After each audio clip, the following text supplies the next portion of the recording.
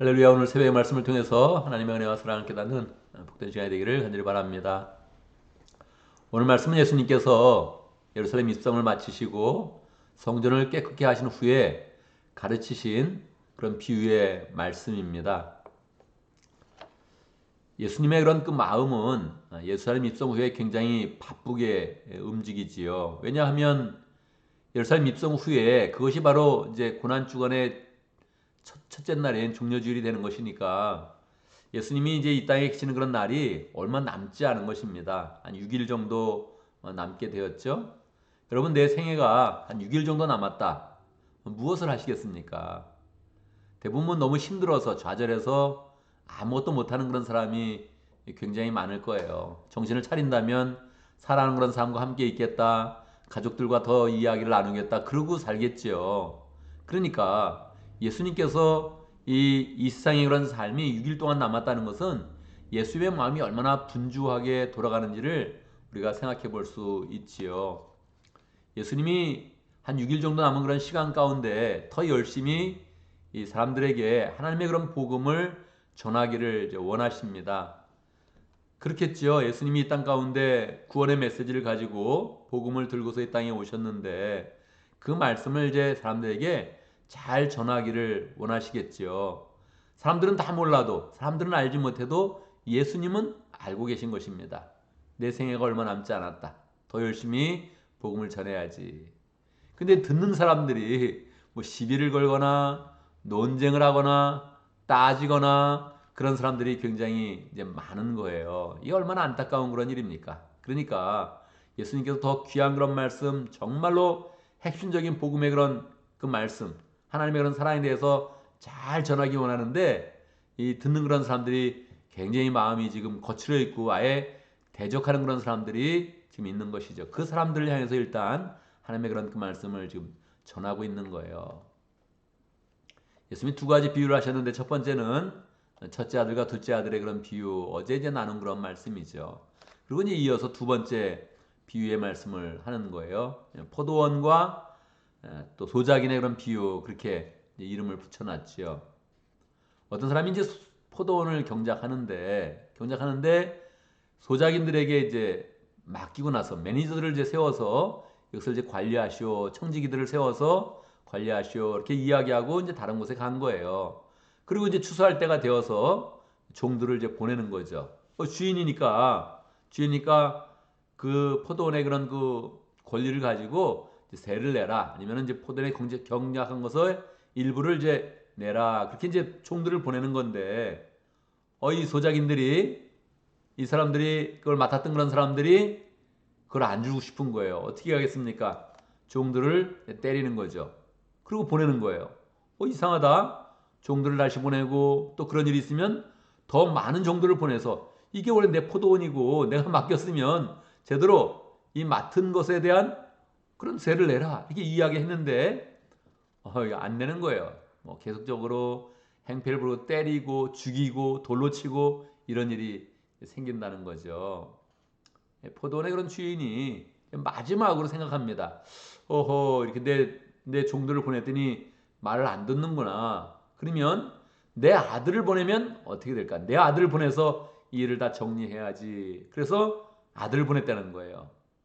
그랬는데 아들을 보내면 당연히 이제 포도원의 그런 주인이니까 주인 마님의 아들이니까 잘 말을 들어야 되는데 이 소작인들이 또 생각을 한다는 거예요. 아들을 죽여버리면 이제 영영이 이 포도원이 우리 것이 될 것이다 생각해가지고 정말 아들까지 죽인다는 거예요. 이게 얼마나 이게 참 끔찍한 그런 일입니까? 이게 말이 안 되는 그런 상황이잖아요. 근데 이 말이 안 되는 상황을 예수님이 비유로 말씀하시는 거예요. 이 비유를 말씀하시면서 예수님의 마음 가운데는 어떤 마음이 있었겠습니까? 지금 이거는 그냥 뭐 시간이 많이 남아서 사람을 비꼬거나 뭐 사람들을 뭐 공격하거나 이런 말이 아니란 말이에요. 예수님이 정말 남은 시간 자체가 절대적인 그런 시간 자체가 얼마 없어요. 그러니까 예수님이 지금 주는 그런 그 말씀은 예수님이 정말 피를 토하는 그런 그 마음으로 사람들에게 지금 말씀을 전하고 있는 것이지요. 지금 너희들이 이 소자기들처럼 청지기들처럼 또는 매니저가 되어서 지금 관리하고 있는데 잘 못하고 있다.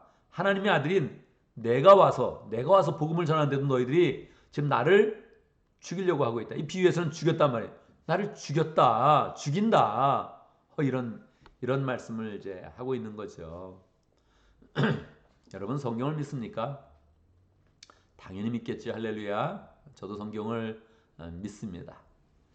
제가 이제 한국에서 공부할 때는 성경을 믿는다 이 말이 되게 아주 단순하게 그렇게 들렸는데 이제 미국 와서 보니까 뭐 성경을 믿는 그런 방식이 여러 방식이 있고 성경에 대한 그런 관점을 사람들이 여러 관점을 이제 가지고 있더라고요. 미국 와서 공부한 그런 내용 중에 가장 인상 깊었던 그런 과목은 히스토리컬 지저스입니다. 학자들이 또 유대인들이 또 당시에 일반적인 그런 사람들이 예수님의 존재를 역사적으로 얼마큼 인식했는가. 로마의 관리들, 일반 로마 사람들, 또 유대인들 이런 사람들은 예수님의 죽음에 대해서 얼마큼 관여를 했고 또 관심을 가졌는가 하는 것을 이제 공부하는 그런 과목이었는데 뭐 읽을 책도 많아가지고 너무 많아가지고 뭐 근근히 이제 따라갔습니다. 근데 놀랬어요. 굉장히 일반적인 그런 사람들, 오늘날 보는 학자들과 옛날에 보는 그런 모든 그런 사람들이 예수님에 대해서 이렇게 잘 믿지는 않았구나. 이게 정말 청함을 받은 사람은 많았는데 택함을 받은 사람이 적다는 게 이 예수님의 그런 그 말씀인데 이 말씀 그대로구나. 이걸 하나님의 그런 말씀으로 주님의 그런 그 말씀으로 잘 받아서 그거를 그 믿음으로 가는 그런 사람은 정말 적었습니다. 이 히스토리컬 지저스 할 때도 마찬가지고 오늘날 이제 신학자들도 마찬가지고 많은 학자들이 예수님에 대해서 연구를 해볼 때 학자들은 이렇게 결론을 내요. 학자들은 예수님이 십자가의 죽음을 처음부터 계획한 것은 아니었다. 열심히 하려고 했는데 뭐 잘못해서 죽었다. 이런 사람도 있고 아니면 예수님 스스로 그냥 마지막에 잘 안 되니까 죽음의 길을 택했다. 이렇게 보는 게 일반적인 학자들의 그런 견해였어요. 굉장히 이제 충격을 이제 받았죠. 우리가 성경을 그냥 너무 단순하게 그냥 예수님이 하신 말씀을 그대로 이렇게 잘 믿으면 예수님의 길이 보이거든요. 예수님이 어떤 마음을 가졌는지. 이 예수님이 돌아가시기 며칠 전에 주셨던 이 말씀도 예수님의 마음을 그대로 반영하고 있지 않습니까? 예수님은 왜 죽었나? 왜 돌아가셨나? 왜 죽으셨습니까? 처음부터 하나님의 뜻을 가지고 이 땅에 오신 거죠. 하나님의 사랑의 그런 증거로서 임마누엘 되신 하나님의 그런 표징으로서 예수님이 나타나셨고 산 말씀이 되어서 살아있는 그런 말씀이 되어서 사람들에게 실제로 복음을 이제 전했던 것이지요. 근데 그 예수님을 사람들은 죽이려고 했고 실제로 죽였다는 거예요. 이걸 예수님이 알고 계셨는데 이걸 비유로 그냥 차근차근 말씀하시면서 다 알고 계시고 그 길을 그냥 가시는데 그를 밝히 드러내서 너희들이 지금 나를 죽이려고 한다. 내가 그것을 알지만 여기까지 왔다. 하나님의 사랑의 증거로서 복음의 그런 증거로서 살아있는 말씀으로서 나는 와서 선포한다 하는 것을 분명하게 너무너무 분명하게 이제 말씀하시는 것이지요. 이 비유를 말씀하시고 나서 예수님은 구약 성경을 또 한번 인용하십니다. 집 짓는 사람들의 버림돌이 집 모퉁이의 머릿돌이 되었다. 예수님은 머릿돌이 된다는 그런 그 예언의 말씀처럼 사람들은 버렸지만 집 모퉁이의 머릿돌이 되어서 우리에게 성전이 되게 하고 하나님의 그런 성전을 이루어서 하나님의 임재를 가져오는 그런 존재가 이제 되는 것이지요. 그래서 예수님께서 정확하게 말씀합니다. 이 비유를 말씀하시면서 결론을 말씀하십니다. 결국은 너희들에게 나라를 빼앗아서 포도원을 빼앗아서 다른 사람에게 줄 것이다. 너희에게 하나님 나라를 빼앗아서 결국은 다른 사람에게 맡길 것이다. 그렇게 이제 말씀을 하죠. 이 비유에서 우리는 어디에 위치해 있습니까? 우리가 아들을 죽이거나 종들을 때리거나 그런 위치에 있지 않죠. 우리는 분명히 하나님이 새롭게 맡기는 자들에게 속해 되어 있는 거죠. 이스라엘 사람들이 결국은 하나님의 말씀을 잘 받지 못해서 예언자들을 죽이고 예수님까지 죽이는 그런 사람들이 되어서 하나님께 등을 돌릴 때에 하나님께서 그 모든 특권과 은혜를 다른 사람에게 맡긴다고 했는데 바로 다른 사람에게 맡기는 그 대상이 되는 것이지요. 정말 우리가 하나님을 믿게 된 거 정말 놀라운 은혜 아닙니까? 사람마다 어떤 사람은 태어날 때부터 믿음을 갖게 되었고 어떤 사람들은 너무 자연스럽게 교회를 나가게 되었고 당연하게 믿음을 가진 사람들도 있겠지만 우리가 정말 믿음을 갖는다는 거 그것처럼 귀한 게 없는 것입니다. 저도 성격적으로 보면 하나님을 믿기 어렵다는 거예요. 성격적으로 보면 나는 말이 안 되는 거는 듣지 않는 사람이거든요. 이게 듣다가 말이 안 되네. 그러면 그냥 귀가 딱 닫아져요. 그냥 저절로 닫아져요. 수학을 공부할 때 이렇게 중간에 틀리면 뒤를 보지 않거든요. 그러니까 이렇게 얘기를 듣다가 틀리면 틀리는 말이구나. 그리고 끝나는 거예요. 더 들리지가 않아요. 성격적으로 그렇단 말이에요. 그런데 나 같은 사람이 복음을 믿고 복음을 전하는 그런 사람이 되었으니 이거보다 얼마나 놀라운 일이 어디 있습니까? 그러니까 말입니다. 각자의 사람들은 다 믿음이 좋아 보이는 그런 사람도 저 사람은 하나님을 안 믿게 생겼네.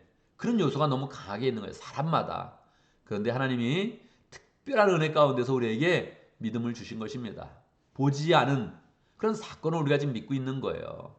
우리나라도 아니고 우리 민족도 아니고 보지도 않고 알지도 못하던 그런 예수님이 저쪽 골고다 언덕에서 돌아가셨다는 그 사실을 어느 순간에 듣게 되었는데 그게 믿어지고 그리고 그 믿음 가운데 하나님께 나아가고 그리고 하나님이 주시는 은혜와 사랑과 그 능력을 소유한 그런 사람이 되었다는 거예요. 이게 얼마나 놀라운 그런 일입니까? 오늘 비유에서 예수님은 우리에 대해서 말씀하십니다. 결국 너희들이 안 믿어서 하나님이 이 복음을 세계 만방에 이방인들에게 퍼뜨리는데 거기에서 하나님 맡은 자들이 나올 것이다. 할렐루야. 우리가 정말 하나님 나라를 맡게 된 것은요. 정말 놀라운 일입니다. 주님께서 정말로 복음을 이 땅에 갖고 오셔서 그 은혜를 이스라엘 사람에게 먼저 주고자 했는데 그게 그냥 우리에게 그냥 동굴채로 막 들어와서 우리는 자격도 없는데 사실은 우리는 근거도 없는데 이 복음을 갖게 된 거거든요.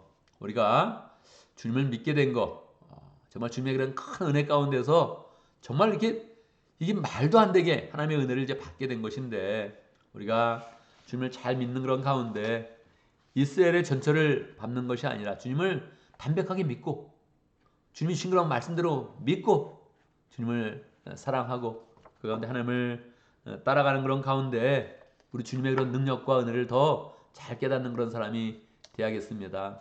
우리 주님께서 이 비유를 마치시면서도 계속 이야기합니다. 예수님이 돌에 비유될 수 있는데 이 돌 위에 떨어지는 그런 사람은 부스러질 것이요. 이 돌이 어떤 사람 위에 떨어지면 그를 가루로 만들어 놓을 것이다. 그러니까 예수님이 모퉁이 돌이 되었을 때 우리에게 그냥 한쪽에 가만히 있는 그런 모퉁이 돌이 되어서 그냥 아무 능력도 없고 활동도 없는 그런 돌이 되는 것이 아니라 이 돌은 믿지 않는 그런 사람들이 있다면 하나님을 대적하는 그런 사람들이 있다면 결국은 다 그들을 가루로 만들고 심판하는 그런 존재로 우뚝 쓰시는 것입니다. 우리 주님이 그렇게 약하지 않습니다. 사람들에게 죽는다 그래서 약해서 죽은 게 아니라 예수님이 그 피를 흘려서 우리에게 화목제물이 되어서 우리를 구원하시기 위해서 죽은 것이지 능력이 없어서 돌아가신 것이 아닙니다. 그러니까 우리 주님도 스스로의 능력도 알고 스스로의 그런 어떤 역할을 하는지도 정확히 알고 그 길을 담대하게 가신 것인데 우리가 주님의 마음을 헤아리면서 주님을 더 굳게 믿어서 하나님이 맡기신 하나님 나라, 하나님 맡기신 그 은혜와 능력, 사랑 우리가 잘 전파하는 그런 사람이 되어야겠습니다. 오늘도 말씀 가운데 기도 제목을 붙였습니다. 우리가 주님이 맡기신 일을 잘 감당하는 청직이 되어줄 수 있도록 우리는 매니저로서의 그런 삶을 살아야 됩니다. 돈으로서나 능력으로서나 은혜로서나 우리는 주님께 맡기신 것을 잘 감당하여서 그것을 나누는 그런 가운데 하나님 나라의 그런 영광과 능력을 나타내는 그런 사람입니다. 주님이 맡기신 그런 사명을 잘 감당하는 그런 복된 삶 살 수 있도록 기도합니다. 오늘도 목장을 위해서 기도하는데 실크로도 목장의 김지희 목자님, 주임미 목녀님 또 목원들과 정바나바 선생님 위해서 함께 기도하도록 하겠습니다. 오늘 교회를 위해서 기도하는데 이번 주는 더 부흥회를 위해서 열심히 기도해야겠습니다. 사실 부흥회를 하지만 마음을 다 정리하고 생활을 정리하고 그래 부흥회만 집중한다 이렇게 되지가 않습니다. 부흥회 주간도 바쁘지 않습니까? 부흥회 주간도 일터에서 사업터에서 뭐 공부하는 일에서 우리는 굉장히 바쁜 그런 삶을 살고 있죠. 현대의 그런 삶이라는 것이 편안하게 이번 주간은 좀 영적으로 집중하자 그런 시간이 안 나옵니다. 그렇게 되어지지가 않아요. 저도 부흥회를 준비하면서 해야 될 일들이 계속적으로 있어서 마음에 그런 부담감을 가지고 있습니다. 이 일을 잘 처리해야지, 빨리 이것도 해야 되지, 뭐 이런 생각들을 가지고 있는 거예요. 그런 가운데 하나님께서 은혜롭게 우리 부흥회를 허락하여 주셨습니다.